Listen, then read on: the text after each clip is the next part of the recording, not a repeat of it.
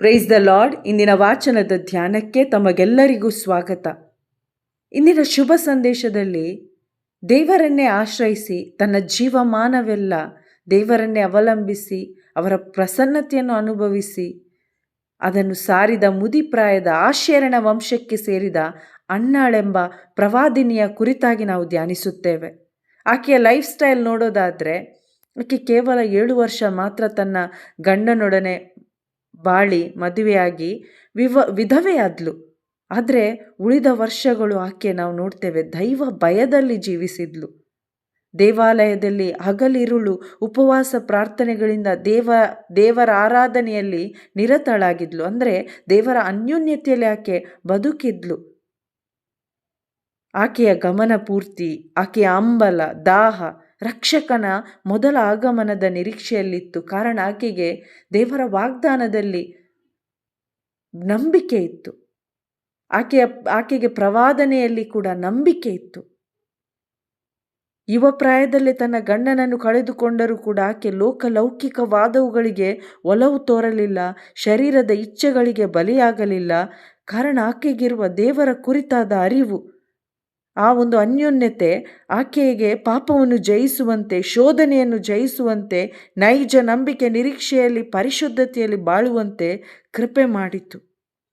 ಪ್ರಿಯರೇ, ಇವತ್ತು ಅನೇಕರು ಕ್ರೈಸ್ತರೆನಿಸಿಕೊಳ್ಳುವ ಅನೇಕರು ಪಾಪಕ್ಕೆ, ಶೋಧನೆಗಳಿಗೆ, ಗುಲಾಮತನದಲ್ಲಿ, ಮಕ್ಕಳಿರ್ಬೋದು, ಯುವಜನರಿರ್ಬೋದು, ಕುಟುಂಬಗಳು, ತಂದೆ ತಾಯಿಗಳು ಇವತ್ತು ಗುಲಾಮತನದಲ್ಲಿ ಬಿದ್ದು ನರಳಾಡ್ತಾ ಇದ್ದಾರೆ. ಅಶಾಂತಿ, ಅಸಮಾಧಾನದ ಜೀವಿತ, ಗುಲಾಮತನದ ಜೀವಿತ. ಕಾರಣ ಅವರಿಗೆ ದೇವರು ಯಾರಾಗಿದ್ದಾರೆಂಬ ಪ್ರಕಟಣೆ ಇಲ್ಲ, ದೇವರ ವಾಗ್ದಾನದಲ್ಲಿ ನಂಬಿಕೆ ಇಲ್ಲ, ದೇವರ ವಾಗ್ದಾನಗಳು ಅರಿವಿಲ್ಲ. ಹೆಸರಿಗೆ ಕ್ರೈಸ್ತರಾಗಿದ್ದಾರೆ, ಆದರೆ ಕ್ರಿಸ್ತನು ಒಳಗಿಲ್ಲ.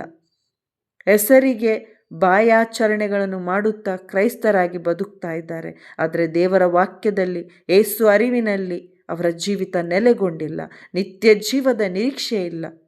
ಪರ್ಪಸ್ ಆಫ್ ಲೈಫ್ ಏನು ಅಂತ ತಿಳಿದಿಲ್ಲ. ಆದ್ದರಿಂದ ಪಾಪವನ್ನು ಜಯಿಸಲು, ಸೈತಾನನ ಶೋಧನೆಗಳನ್ನು ಜಯಿಸಲು ಆಗ್ತಾ ಇಲ್ಲ. ಕ್ರೈಸ್ತರಾದರೂ ಕೂಡ ಇನ್ನೊಬ್ಬ ವ್ಯಕ್ತಿಗೆ, ಅನ್ಯ ಧರ್ಮೀಯನವನಿಗೆ ಕ್ರಿಸ್ತನು ಯಾರು ಎಂದು ಹೇಳಲು ಒಬ್ಬರಿಗೂ ಸಾಧ್ಯವಾಗ್ತಾ ಇಲ್ಲ. ಇದು ನಿಜವಾಗಿ ಒಂದು ಬೇಸರದ ವಿಷಯವಾಗಿದೆ. ಆದರೆ ಇವತ್ತು ಸಂತ ಯವ್ವಾನರು ತಮ್ಮ ಮೊದಲ ಪತ್ರದಲ್ಲಿ ನಮ್ಮೆಲ್ಲರಿಗೂ, ವಿಶ್ವಾಸಿಗಳಿಗೂ ಕರೆ ನೀಡ್ತಾ ಇದ್ದಾರೆ. ನಾವು ದೇವರು ಮತ್ತು ಯೇಸು ಕ್ರಿಸ್ತರ ಅರಿವಿನಲ್ಲಿ, ಅನ್ಯೋನ್ಯತೆಯಲ್ಲಿ ಬಾಳ್ಬೇಕು ಎಂದು ಪ್ರೋತ್ಸಾಹಿಸ್ತಾರೆ, ಕರೆ ನೀಡ್ತಾ ಇದ್ದಾರೆ.